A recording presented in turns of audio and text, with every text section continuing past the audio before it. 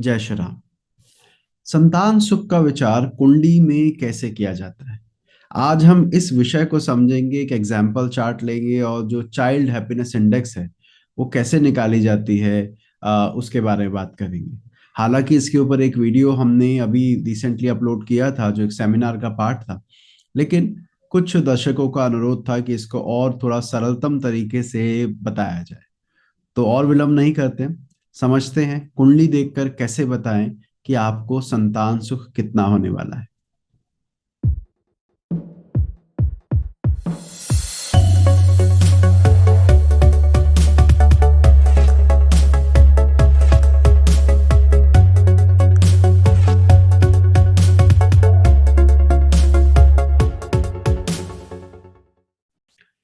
ओम ब्रह्मा मुरारी त्रिपुरांतकारी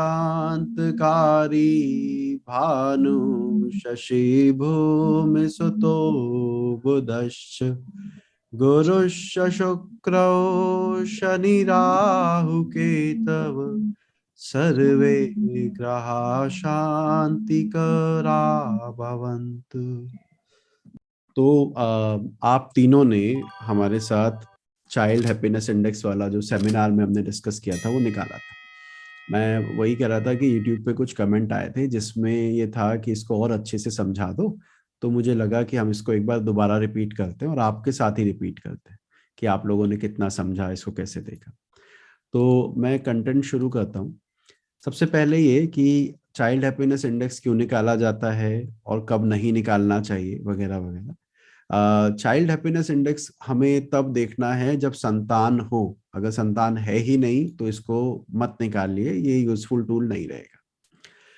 इससे होगा क्या, हम थोड़ा कैलकुलेशन करेंगे और उससे हमें ये पता लगेगा कि इस जातक या जातिका की कुंडली में संतान उसको कितना सुख देने वाली है, कितना उसके लिए हेल्पफुल रहने वाली है।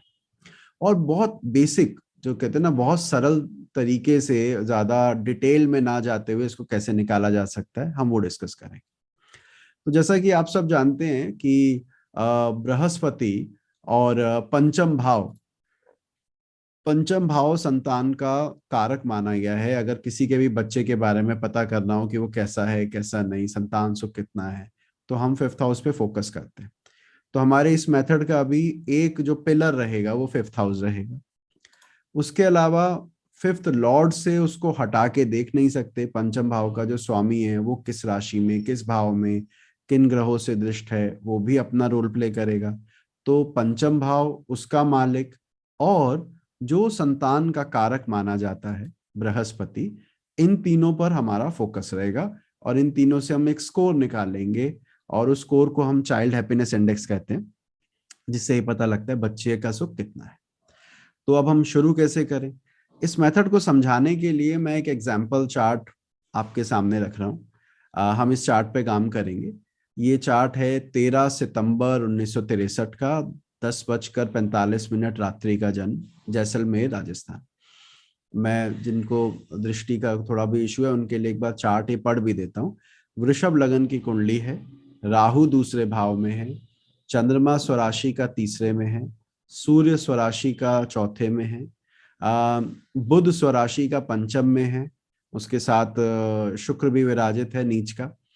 फिर छठे भाव में मंगल बैठा है, अष्टम में केतु है, नवम भाव में स्वराशि का शनि है, और एकादश भाव में स्वराशि का बृहस्पति है। तो वैसे तो बहुत सारे प्लैनेट स्वराशि के हो गए हैं, है ना, सूर्य भी, चंद्रमा भी, तो अपने आप में थोड़ा यूनिक चार्ट वैसे भी है। इतने इतने स्वराशि के ग्रह तो कम ही देखने को मिलते हैं कि एक ही कुंडली में आपको एक दो तीन चार पांच पांच, नौ में से पांच ग्रह मिल जाए। और अगर हम राहु केतु को भी ले लें तो कुछ लोग मिथुन में उसको उच्च का मानते हैं राहु को, तो वो उस हिसाब से राहु केतु भी आपके अच्छे पोजीशन में आ जाएंगे। तो ये कुंडली है जिसपे हम काम करेंगे और संतान सुख के बारे में देखेंगे। तो सबसे पहले हमें क्या करना है, सबसे पहले हमें इस टेबल को देखना है। इस टेबल में बताया गया है कि आपने पांचवें घर के स्वामी पर ध्यान दो, जो भी कुंडली का पांचवें घर का स्वामी है। पत्रिका में अगर वो उच्च का बैठा है या अपने घर का बैठा है तो इसको बड़ा अच्छा मानिए, 15 पॉइंट लीजिए, 15 स्कोर दीजिए उसको। अगर वो मित्र का क्षेत्र में है, जैसे कि सूर्य मंगल के क्षेत्र में हो, मंगल सूर्य में हो, ऐसे में, तो वहां पे 10 अंक दीजिए। अगर वो सम राशि में है, जैसे जैसे बृहस्पति और आपका शनि का संबंध है, तो 5 दीजिए। और अगर वो नीच का बैठा है कुंडली में या शत्रु राशि का है, तो 0 अंक दीजिए। तो पहले हमने 5वें भाव के स्वामी की राशि देखनी है कि वो कहाँ विराजित है। इसके बाद पंचम भाव का स्वामी लग्न से कहाँ गया है। अगर वो अच्छे भाव में है, जिसे त्रिकोण भाव कहते हैं या केंद्र कहते हैं, 1 4 7 10 और 5 9, इन भावों में है, तो आप पूर्ण अंक दीजिए, 15 अंक दीजिए। अगर वो दूसरे अथवा 11वें में है, तो 7.5 दीजिए। और अगर वो बुरे भावों में है, 3 6 8 12 में, तो 0 दीजिए। फिर क्या देखना है, अगला पॉइंट, पंचमेश पंचम भाव से कहाँ है। पांचवा घर बहुत इंपॉर्टेंट होता है, तो वहां से उसको काउंट करना है, फिफ्थ लॉर्ड कहाँ बैठा है। अभी हम एग्जाम्पल चार्ट जो लिया था उस पे ये सब लगाएंगे। तो पंचमेश पंचम भाव से कहाँ है। अगर त्रिकोण में केंद्र में है तो वेल एंड गुड, 2 11 में है तो 7.5, और वही 3 6 8 12 में तो 0। इसके साथ एक चौथा पॉइंट भी हम अभी ले लेते हैं। पहले हमने 5वें घर के स्वामी की राशि देखनी है, फिर वो लगन से कहाँ गया देखना है, फिर वो पंचम भाव से कहाँ गया देखना है, और फिर वो लग्नेश से कहाँ गया ये और देखना है। लग्नेश से, जैसे अगर मेरा सिंह लगन है, तो पहले हमने देखा था कि सिंह राशि से कहाँ गया, अब हम देखेंगे सूर्य से कहाँ गया। और उसमें भी अगर त्रिकोण में है तो 15, 2 11 में है तो 10, और 3 6 8 12 में है तो 0। अब एग्जाम्पल चार्ट पर चलते हैं और उस पर इसको लगाने की कोशिश करते हैं।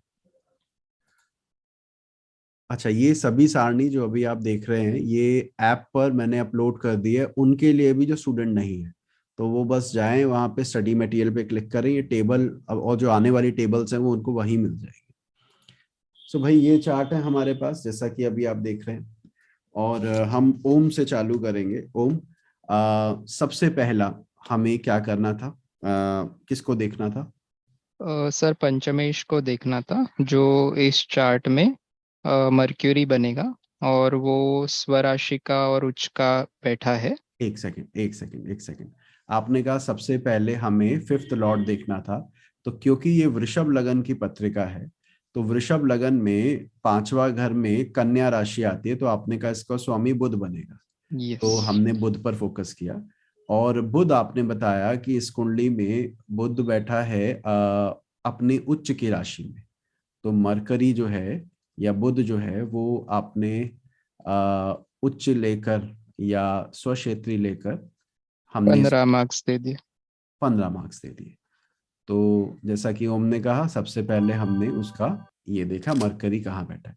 अभी दूसरा पॉइंट था कि मरकरी लगन से कहाँ गया है। तो या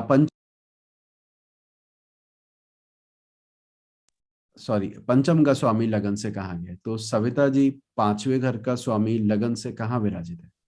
सर पंचम का स्वामी बनता है बुध, और वो अपनी ही स्वराशि में उच्च होकर के बैठा है। ठीक है, ये तो हो गया राशि वाली स्थिति। लगन से कौन से भाव में गया वो। लगन से वो त्रिकोण में गया, पंचम ठीक, भाव में, तो 15 पॉइंट देंगे हम। तो आपने कहा वो त्रिकोण में है, इसलिए इसको भी हम 15 दे दें। क्योंकि लगन से, अब ये जैसा अभी सविता जी ने बताया अब और ओम ने बताया, कुछ लग्नों में 5वें घर का स्वामी उच्च का अष्टम में हो सकता है। जैसे कि अगर हम यहाँ पर 3 नंबर लिखें, यानी लगन आपका अगर कुंभ हो, तो कुंभ लगन में 5वें का स्वामी 8वें घर में उच्च हो सकता है। तो वहां ऊपर वाले में तो पूरे देते, लेकिन नीचे वाले में उसको 0 कर देते। अभी लेकिन हमने वो नहीं किया। अच्छा, पंचम भाव के स्वामी को उच्च का देख लिया, और उसके बाद अब हमें देखना है पंचम भाव का स्वामी 5वें घर से कहाँ गया। तो प्रियंका गंगवार। सर वो केंद्र में ही है। अच्छा, कैसे समझाओ, बोल तो सही रहे हो। केंद्र में मतलब कैसे। पंचम का मालिक सर पंचम में ही बैठा है, तो वो केंद्र त्रिकोण दोनों में आ जाएगा। ठीक है, तो आपने कहा फिफ्थ लॉर्ड केंद्र में है, फिफ्थ हाउस से 5वें घर से गिनेंगे तो वहीं बैठा है जहां पे होना चाहिए। तो यहाँ भी आपने इस 15 वजह से मार्क्स। उसको भी 15 दे दिया। हाँ जी। इसके बाद हम अगले पॉइंट पे चलते हैं। अगला पॉइंट है हमारा कि पंचमेश लग्नेश से कहा गया। तो ओम, इसमें क्या बताइए? बुध लग्नेश कौन है पहले तो ये? लग्नेश टॉरस लगन है तो शुक्र बना। शुक्र पंचम में ही बैठा है बुध के साथ, तो पंचमेश जो है वो मतलब केंद्रा में ही है लग्नेश से। ठीक है, तो आपने कहा बुध शुक्र से त्रिकोण में ही है, क्योंकि साथ ही बैठे हैं, उस हिसाब से भी हम इसको 15 दे देंगे। तो अब तक हमारे 45 अंक हो गए, जो 4 पॉइंट हमने लगाने थे उस हिसाब से सभी फुल ऑन फुल मिल गए इस चार्ट में, तो हमने इसको लिख लिया। अभी अगले पार्ट पर चलते हैं, इसको 45 को अपने पास दिमाग में रख लेते हैं, सर जिससे कि 60 आगे। एक्चुअली। हाँ, thank you thank you thank you, 4 है। 60 होगा सर। हाँ हाँ हाँ हाँ हाँ, मैं 45 3 फैक्टर समझ रहा था, तो 60 हो जाएगा ये। तो आपने कहा 60 नंबर हमें यहीं से मिल गए। अभी हम इस 60 को लेकर आगे बढ़ेंगे और ये देखेंगे कि क्या बोलते हैं, आगे कितने पॉइंट इसको और मिलने हैं और किस आधार पर। चलिए आगे देखते हैं। अभी तक हमने पंचम भाव के स्वामी की स्थिति देखी, अब आगे क्या देखना है कि पंचमेश से किन ग्रहों का संबंध बन रहा है। जो 5वें घर का स्वामी है, जैसे मैं वापसी अगर उस चार्ट पर आऊं, तो इस कुंडली में 5वें घर के स्वामी से यानी बुध से अगर मैं नोटिस करूं कि कौन ग्रह उसको देख रहा है, किसके साथ बैठा है, तो मुझे पता लगा बुध शुक्र के साथ है और गुरु उसको देख रहा है। बराबर है, 5th लॉर्ड पर शुक्र और गुरु का प्रभाव है। अब इस बात को, इसके अलावा क्या कोई और ग्रह जो इस पर प्रभाव डाल रहा हो? तो अभी तक तो इसमें कोई नहीं दिख रहा है कि भैया कोई और ग्रह उसके ऊपर दृष्टि डाल रहा हो या युति बना रहा हो, तो नहीं है। तो हमारे पास शुक्र और गुरु दो आ गए। अब इनकी वजह से भी अंकों पर कमी या बढ़ोतरी होने के योग बनेंगे कि इनको बढ़ाएं या कम करें। तो अब इसको लगाना कैसे है? तो इसके लिए हमारे पास ये टेबल है। पहला, पंचमेश से युति दृष्टि संबंध किसी नैसर्गिक शुभ ग्रह का हो रहा हो तो ये टेबल यूज करो। उदाहरण के लिए हमारे पास जो 2 ग्रहों का नाम आया था वो आया था शुक्र और गुरु। दोनों ही नैसर्गिक शुभ ग्रह है ना? दोनों ही नैसर्गिक शुभ ग्रह हैं, तो हम बोलेंगे ये तो अच्छा है, इसी टेबल से हमारा स्कोर जो भी देना होगा हम दे सकते हैं। तो अब आते हैं, शुरू करते हैं एक एक पॉइंट पर। अगर नैसर्गिक शुभ ग्रह जो संबंध बना रहा है, जैसे कि सपोज शुक्र बना रहा है, पहले शुक्र के बारे में दिमाग में सोचते हैं। शुक्र नैसर्गिक शुभ ग्रह है, हाँ वो है। क्या वो इस कुंडली का योग कारक है? तो वृषभ लगन में शनि योग कारक होता है, राइट, लेकिन शुक्र योग कारक नहीं होता, तो ये टेबल अपने काम की नहीं है। हम आगे बढ़े। नैसर्गिक शुभ ग्रह हो और त्रिकोण का भी स्वामी बन जाए, क्या कोई ऐसा ग्रह है? तो शुक्र नैसर्गिक शुभ ग्रह है और वो त्रिकोण का स्वामी भी है। त्रिकोण का क्यों स्वामी है? क्योंकि वृषभ लगन है तो लग्नेश ही हो गया वो, तो उस आधार पे लगता है ये वाला लग जाना चाहिए, है ना? अच्छा, आगे बढ़ते हैं, देखते हैं कि इसको लगाना है कि नहीं। इसके बाद आगे लिखते हैं नैसर्गिक शुभ ग्रह हो, वो तो है, त्रिकोण का स्वामी हो, वो भी है, परंतु साथ में वो किसी बुरे घर का भी मालिक हो जाए। जैसे वृषभ लगन में अगर हम शुक्र की बात करें तो शुक्र की 2 राशियां होती है, 2 7, एक तो लगन में आई और दूसरी राशि वृषभ लगन में कहाँ आएगी? प्रियंका जी, वृषभ लगन में दूसरी राशि किस भाव में होगी? सर 6th हाउस में। 6th हाउस में। अब यहाँ पे तो भाई वो बुरे घर का भी एक स्वामी बन गया, तो हम यहाँ पर 15 ना देके 10 वाले पर आ जाएंगे कि नहीं भाई त्रिकोण है तो 6 8 12 का भी स्वामी है, कुछ तो कम करना पड़ेगा, 10 कर देंगे। ठीक है, तो यहाँ पर हमें 10 मिला। आगे बढ़ते हैं, नैसर्गिक शुभ ग्रह हो, ना ही त्रिकोण आधिपति हो, ना ही 3 6 8 12 का स्वामी हो, तो 10 देने होते हैं। और नैसर्गिक शुभ ग्रह हो लेकिन बुरे घर का मालिक हो तो -5 करने होते। तो अपने को तो जो शुक्र के लिए नंबर मिले वो 10 नंबर मिले। एक, अब हमने देखा कि बुध का संबंध गुरु से भी बन रहा है। अब गुरु के लिए हमें ओम कौन सा टेबल लेना चाहिए? पहले वाले से चालू करते हैं, एक एक करके आते हैं। श्योर सर, नैसर्गिक शुभ तो है बट योग कारक डेफिनेटली नहीं है टॉरस में, तो ठीक है, पहला नहीं। नैसर्गिक शुभ बट त्रिकोणाधिपति भी वो नहीं है, तो सेकंड भी नहीं ठीक और है, थर्ड भी नहीं। नैसर्गिक शुभ न- और मेरे हिसाब से लास्ट वाला ही लगेगा, जो कि 3 6 8 का भी स्वामी वो बनेगा वृषभ लगन में। ठीक है। तो अब जरा इसको समझते हैं। इन्होंने कहा गुरु जो है वो योग कारक तो होता नहीं, वृषभ लगन में तो नहीं लगाते हैं। त्रिकोण अधिपति भी नहीं होता तो ये टेबल भी गई। नैसर्गिक शुभ ग्रह हो, त्रिकोण अधिपति हो, ये दो कंडीशन यहाँ पर भी नहीं लगी तो गुरु के लिए ये भी गया। अब ना ही त्रिकोण अधिपति ना ही 3 6 8 12 का स्वामी। गुरु वृषभ लगन में अष्टम अधिपति होता है, 8वें घर का स्वामी होता है, तो ना ही 3 6 8 12 वाला भी नहीं लगा तो ये भी गई टेबल। हमारे पास एक ही बची -5। तो हमारे जो ये गुरु की दृष्टि इस पर आ रही है वो 5 नंबर कम करेगी बढ़ाने की बजाय, और जो 10 नंबर शुक्र के थे वो प्लस हो जाएंगे। तो 60 हमारे पास पहले थे जो अभी तक हमने करे, उसमें 10 और जोड़ दिए जो शुक्र की वजह से मिले, और 5 घटा दिए जो कि गुरु की वजह से हुए। तो ये हो गया 70, 70 में से 5 गया 65। तो 65 स्कोर हमारा अभी चल रहा है। ठीक है, तो यहां तक हमने कर लिया। अभी इसको आगे समझते हैं। ये 1 मिनट दीजिएगा।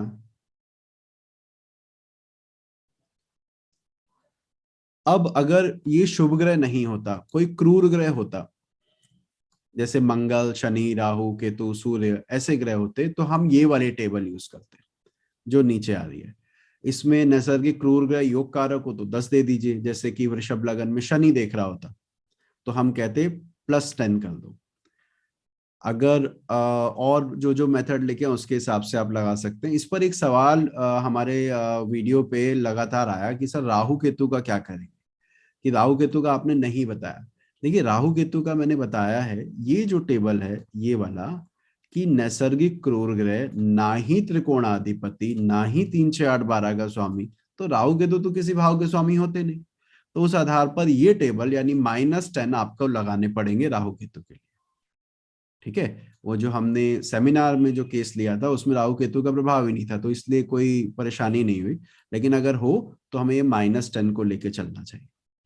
चलिए, अभी तो इस केस में नैसर्गिक क्रूर ग्रह नहीं है तो हम अपने 65 स्कोर के साथ आगे बढ़ते हैं। अब हमारा 65 हो गया, इसको फिर हम और आगे बढ़ाते हैं। अब क्या करें?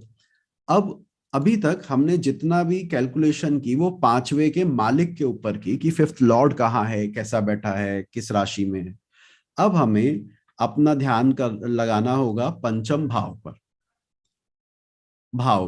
अभी तक भावेश की बात थी, तो पंचम भाव में कौन सा ग्रह बैठा है, नैसर्गिक क्रूर है तो ये वाली टेबल लगा दो, और अगर वो नैसर्गिक शुभ है तो नीचे वाली टेबल लगा दो। तो अगर मैं चार्ट पर वापस चलूं तो पंचम भाव पर हमारे 3 ग्रहों का प्रभाव है।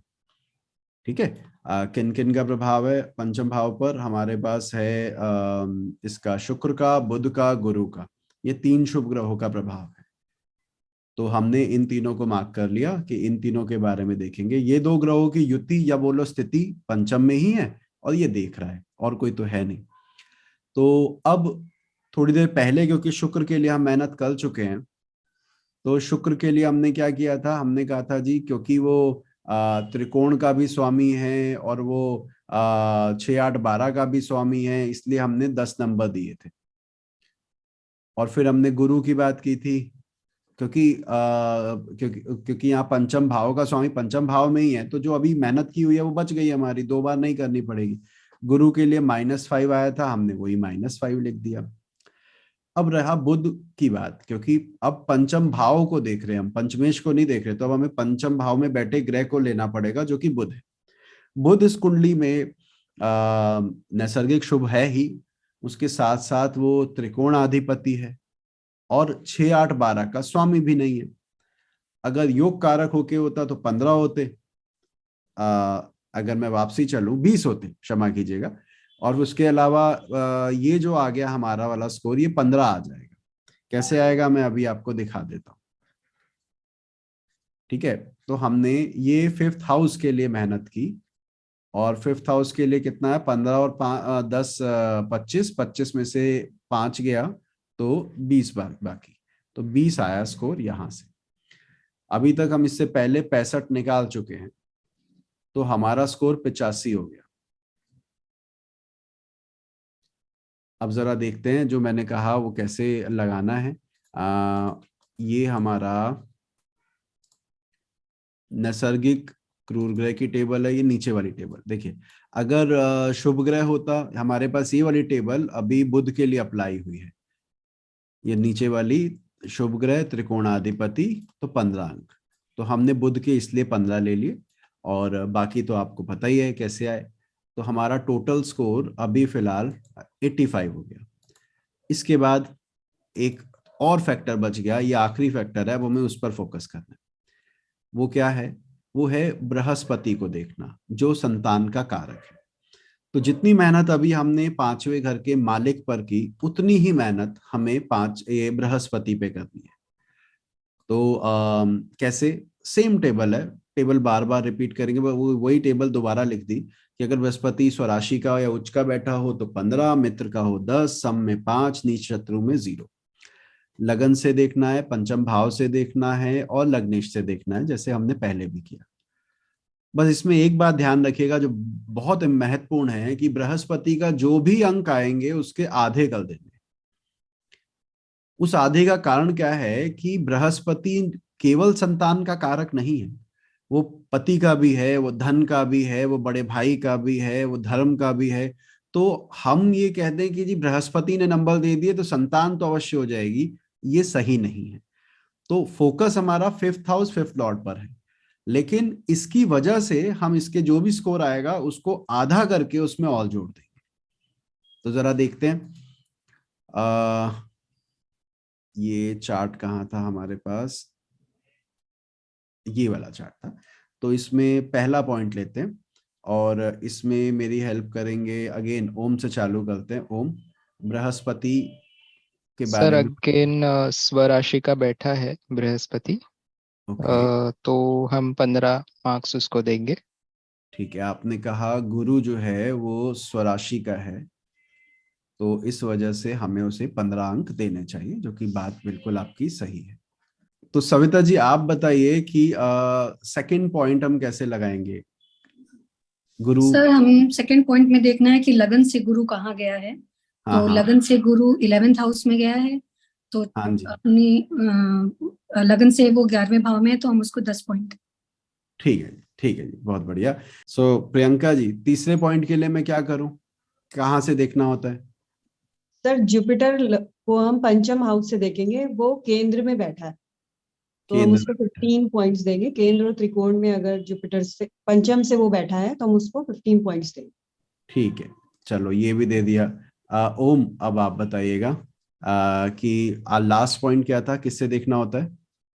पं, पंचमेश लग्नेश से कहाँ बैठा है, तो लग्नेश यहाँ पे वीनस बना, और हम्म, वीनस से देखे तो सप्तम में, मतलब केंद्र में ही बैठा है, तो 15 पॉइंट्स देंगे। ठीक है जी, ठीक है। तो अगर मैं इन सबको जोड़ देता हूं तो ये मेरे ख्याल से 55 आ जाएगा। ये गुरु का स्कोर है, और हमने कहा था जितना इसका आएगा उसका आधा कर देना है। तो उस हिसाब से देखूं तो 27.5 ये बन गया, 27.5। और इससे पहले वाला स्कोर हमारा आई गेस 85 था। तो अब हमारे पास जो टोटल स्कोर आ गया वो कितना हो गया? 112.5। 112.5। तो हमने इस 112.5 को लिया, और ये हमारा हो गया इसका चाइल्ड हैप्पीनेस इंडेक्स, मतलब CHI स्कोर। अब ये स्कोर ये बता रहा है कि मैंने जो क्लास में लास्ट क्लास के दौरान भी बताया था कि अगर ये नंबर 35 से कम हो जाए तो आप ये मान के चलिए कि ये बुरा है। अगर ये 35 से 50 के दरमियान है तो एवरेज है, और अगर ये उसको भी एक्सीड कर जाता है, जो कि ऑलमोस्ट डबल हो गया है हमारे केस में, तो ये वेरी गुड है या गुड है। तो ये चीज अगर इस चार्ट पर हम अप्लाई करें तो यहाँ पर तो ये आता है कि इसको संतान का सुख अच्छा मिलना चाहिए, और उसका कारण क्या है कि ये स्कोर 112.5 जा रहा है। अभी इनकी 2 संतानें हैं। एक संतान IIT में पढ़ रही है, ठीक है, और अच्छा कर रही है वहां पर। और दूसरी संतान जो है ये निफ्ट करके एक आपको आपने सुना होगा फैशन डिजाइनिंग के लिए, वहां से कोर्स किया है और अच्छी जॉब कर रहे हैं। एंड दोनों अपने पेरेंट्स के साथ उनके कॉर्डियल रिलेशनशिप है, स्पेशली इस व्यक्ति के साथ। क्योंकि ये सवाल भी एक आया था, मैं जो बाद में चैट में पढ़ रहा था कि सर अगर मेरे हस्बैंड का अच्छा स्कोर आ गया और मेरा खराब तो क्या होगा, संतान तो हम दोनों की ही है। ठीक है, तो इसका उत्तर क्या हो सकता है ओम? शायद मैंने उस दौरान भी दिया होगा, आप देना चाहेंगे? जी सर, तो ये मेरे हिसाब से हर किसी चाइल्ड का अपने माता या पिता किसी एक के साथ ज़्यादा अच्छा या ज़्यादा बुरा कनेक्शन हो सकता है, that is possible. So right. Even in this case अगर हस्बैंड का आपसे ज़्यादा आ रहा है तो डेफिनेटली हस्बैंड का उनके चाइल्ड के साथ कंपैटिबिलिटी ज़्यादा होने के चांसेस है। बहुत बढ़िया, बहुत बढ़िया। जैसे मैंने वहाँ, मुझे याद है सेमिनार के दौरान परशुराम जी का एग्जाम्पल दिया था कि पिता की आज्ञा के लिए उन्होंने माता का शीश अलग कर दिया था। और ऐसे ही कई मातृभक्तों का भी चार्ट आता है जिन्होंने अपने पिता से द्वेष रखा क्योंकि माँ को उनको सुख नहीं मिला। शनि महाराज की कहानी आती है। शनिदेव को मातृभक्त कहा जाता है और पिता के लिए हम सूर्य शनि की युति को कैसा लेते हैं सब जानते हैं। तो ये स्कोर का ये मतलब नहीं है कि अगर आपका सही आ गया तो आपके लाइफ पार्टनर का भी सही आएगा ही आएगा, अलग ही आएगा, और दो अलग अलग इंडिविजुअल है। तो ये स्कोर आप ऐसे निकाल सकते हैं। अभी ये चार्ट तो चलो बड़ा पॉजिटिव था, मतलब 5-5 ग्रह स्वराशि के और पॉजिटिव इन अ गुड भावास। तो रिजल्ट हमें देखकर भी लग रहा था कि ये पॉजिटिव ही आना चाहिए, अच्छा जाएगा। लेकिन हर बार ऐसा नहीं होगा। चार्ट कई बार ऐसे भी होते हैं जहां ये स्कोर नेगेटिव में चला जाता है, माइनस में चला जाता है। तो हमें वो भी देखना होगा। बट अगेन जैसा मैंने शुरू में कहा कि संतान हो तो ही इसको देखिएगा। अभी ओम कुछ बताना चाह रहे हैं, ओम? सर इस चार्ट में मैंने जो एक चीज नोटिस की, हम्म। तो उसमें लग्नेश वहाँ पे नीच का बैठा है पंचम भाव में। राइट। और हमारे YouTube चैनल पे आपने जो वीडियो डाला था वहाँ पे मूर्ति श्रेया करके नाम से हमारे यूजर ने एक डाउट भी डाला है कि हाँ। ये जो टेबल हमने लिया उसमें हमने नीचभंग या उच्चभंग जैसी चीजें कंसीडर करके मार्क्स को अल्टर नहीं किया है। तो क्या हम्म। ये चीजें भी कंसीडर करनी चाहिए और उससे भी स्कोर पे इम्पैक्ट पड़ेगा? डेफिनेटली पड़ेगा, बहुत अच्छा सवाल है। ये जो उच्च नीच वाला आपने कहा, यहाँ पर नो डाउट मरकरी एक्सॉल्टेड था और वीनस डेबिलिटेटेड था। So if you are conjoining a malefic debilitated planet, तो आपकी जो पॉजिटिविटी है वो डाइल्यूट होती है। जैसा कि आपने, हमने पढ़ा भी है, क्लास के दौरान भी पढ़ा है कि जैसे नीच भंग होते हैं वैसे उच्च भंग भी होते हैं। तो यहाँ पर स्कूल में आपको ऑल्ट्रेशन करना होगा कि अगर कोई नीच ग्रह जिसका नीच भंग हो रहा है तो उसको, अच्छा यहाँ पर लेकिन एक बात मैं और ऐड ऑन करना चाहूंगा। नैसर्गिक ग्रह अगर नीच हो रहा है, बृहस्पति मान लीजिए नीच हो रहा है, मेरी आवाज आ रही है आपको? बृहस्पति ग्रह अगर नीच हो रहा है, अगर उसका नीच भंग हो भी जाता है तो वो संतान के कारकत्व पे पॉजिटिव परिणाम नहीं देता। नैसर्गिक कारक का नीच भंग होना उसको कारकत्व को नहीं बढ़ाता।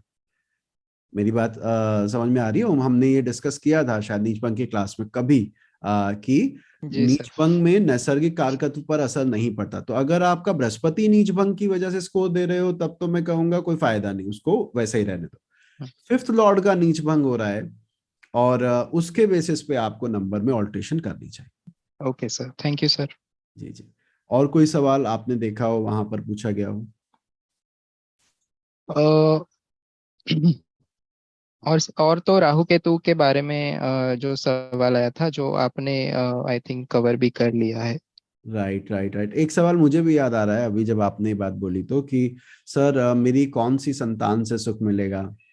अरे। राइट, कि इतने सारे, मान लो 2-3 बच्चे हैं, इतने सारे तो खैर अब नहीं होते किसी के, लेकिन अगर 2-3 बच्चे हैं तो संतान सुख अच्छा आ गया तो वो क्या सबके लिए है या उसको कैसे देखेंगे?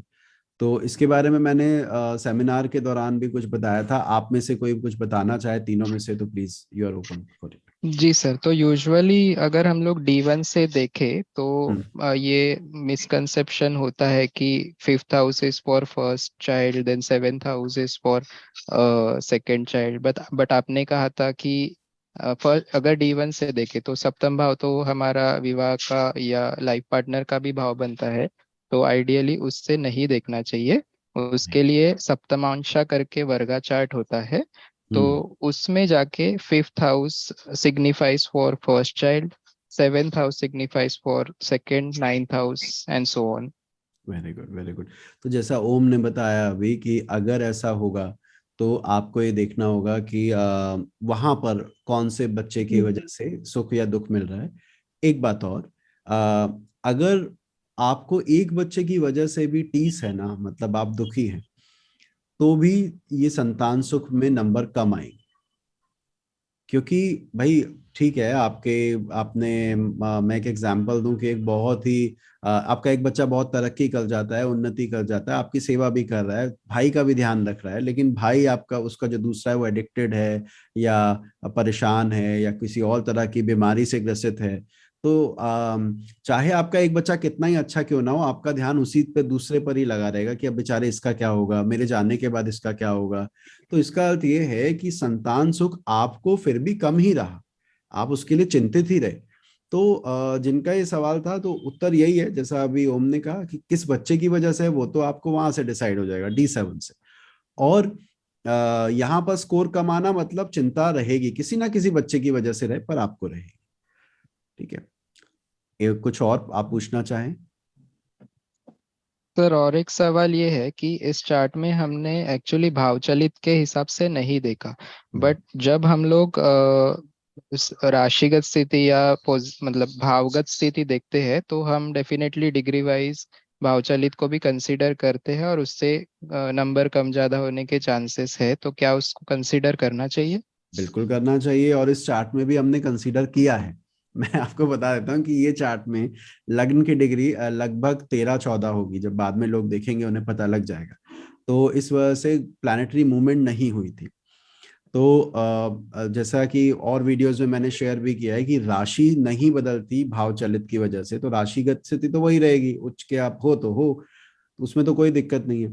लेकिन जो भावगत स्थिति है कि भाई तो केंद्र त्रिकोण की जगह वो सप्तम से अष्टम में सरक गया, तो नंबर कम करने ही पड़ेंगे। और ऐसे ही जब आप लग्नेश से पंचमेश को देख रहे हो या लग्नेश से गुरु को देख रहे हो, तो उनकी दोनों की डिग्री को भी देखना होगा कि ये है भी एक्चुअली ये त्रिकोण में केंद्र में या ये स्थिति नहीं बन रही है। जैसे एग्जाम्पल के लिए जो अभी हम चार्ट देख रहे थे उसमें बुध की डिग्री कम थी, शुक्र की डिग्री कम थी, शुक्र लग्नेश था, और गुरु की डिग्री 24 थी। अब हमें समसप्तक दिख रहे थे, हम उसमें कह रहे 15 देना चाहिए, हमने 15 दिया भी उसमें, लेकिन वो षडाष्टक की स्थिति बना रहा है, वो वहां पे नंबर कम होने चाहिए उसके। ठीक है ना, मेरी बात समझे कि आपको डिग्री पर ध्यान देना होगा। अच्छा, ठीक है प्रियंका जी, सविता जी, आपका कोई सवाल या ये क्लियर? हाँ हाँ सर, बोलो। सर मेरा एक सवाल है इसमें, सर आपने बोला ना इसकी इस डॉटर से, इस संतान से बहुत ज्यादा बनती है फादर की, ये इनकी अपनी, हाँ जिसका ये चार्ट है उनकी अपने बच्चों से बनती है। हाँ हाँ हाँ, बच्चों से तो सर बनती है। इसमें कौन से चाइल्ड से बनती है, क्योंकि सैटर्न रेट्रो बैठा है सर इसमें 9th में, थर्ड चाइल्ड है या वो? अच्छा अच्छा, वो देखो पहला तो ये कि लगन कुंडली में ही अगर पंचम अधिपति पंचम में लग्न अधिपति पंचम में पंचमेश के साथ मित्र राशि का बैठा और एक शुभ ग्रह से दृष्ट हो, तो आपकी अपने संतान से बनने के योग बढ़ जाएंगे। अच्छा, ये जो लग्नेश है, ये अगर नैसर्गिक क्रूर ग्रह होता, सूर्य होता, मंगल होता, शनि होता, तो मेरा नेचर मेरे बच्चों को तंग कर सकता है, लेकिन स्टिल मेरा कनेक्शन उनके साथ है because I am positive in the fifth भाव अलोंग विद फिफ्थ लॉर्ड। यहां पर दोनों नेचुरल बेनिफिट है, लग्न लॉर्ड भी और फिफ्थ लॉर्ड भी, है ना। तो ऐसे में हम इसको पॉजिटिव लेंगे। पहले तो ये बात हुई। अब आपने कहा कि कौन सा चाइल्ड, तो फिर हम D7 पे जाएंगे। D7 में हम देखेंगे पंचम की वजह से, सप्तम की किस कहाँ जाके लग्नेश बैठ रहा है, किसका स्वामी लग्नेश के साथ बैठ रहा है, तो उस संतान से इसकी ज्यादा बनेगी। ठीक है, तो इसको मैं चलिए हाँ। सर एक क्वेश्चन है सर, एक ये इसमें पूछना था कि पंचमेश अपने स्वराशि का है और उच्च का है, लेकिन लग्नेश वहां पे जाकर नीच का हो रहा है, तो क्या बच्चे इसकी रिस्पॉन्सिबिलिटी लेंगे? हाँ, ये बहुत बढ़िया आपने बात बोली कि ठीक है, वो दोनों साथ बैठे हैं और साथ देंगे, एक दूसरे से बात करेंगे, वो अपनी जगह है, पर कौन किसको सपोर्ट करने वाला है, तो अगर मेरा लग्न लॉर्ड डेबिलिटेटेड है 5th हाउस में और 5th लॉर्ड एक्सॉल्टेड है वहां पर, तो संतान ज्यादा मुझे सपोर्ट करेगी कंपेयर टू मी। मतलब they are going to be self dependent, they are going to be स्वाभिमानी कि भैया हमने अपने दम पर किया है और मैं उनके साथ कनेक्टेड रहूंगा। ठीक है, तो ये अच्छा, इसमें एक और चीज है, जब आप कहते हैं कि लग्नेश नीच का हुआ है ना, लेकिन लग्नेश जिसके घर में उच्च होता है वो 7वीं दृष्टि से उसे देख रहा है, यानी कि बृहस्पति उसको देख रहा है 7वीं दृष्टि से।